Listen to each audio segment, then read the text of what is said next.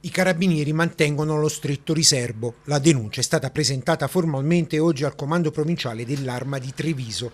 3 le donne che si sono presentate ai militari e hanno raccontato di una presunta violenza sessuale ai danni di una di loro, avvenuta in zona San Lazzaro a Treviso.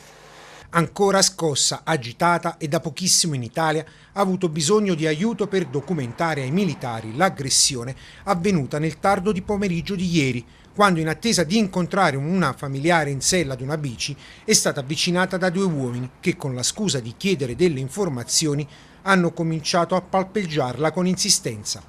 La ragazza, terrorizzata, ha cercato di divincolarsi dai 2 giovani che sembrerebbero essere, dalle testimonianze raccolte, di origine straniera.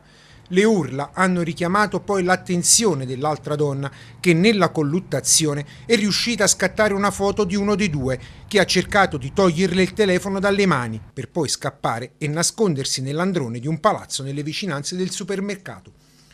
Ora quello scatto che inquadra uno dei presunti aggressori, anche se l'immagine un po' sfocata, è in mano ai militari, un documento prezioso per far partire le indagini e ricostruire cosa è avvenuto. Di lei si sa solo che da 1 anno vive a Treviso e lavora nei campi, ospite di parenti nella città trevigiana. Dunque, l'ennesimo caso di violenza dopo quelli avvenuti sulla Restera e nel parco dello Storga, vittime 2 donne che passeggiavano. Uno dei 2 maniaci fu arrestato dalla polizia, mentre l'altro è ancora libero.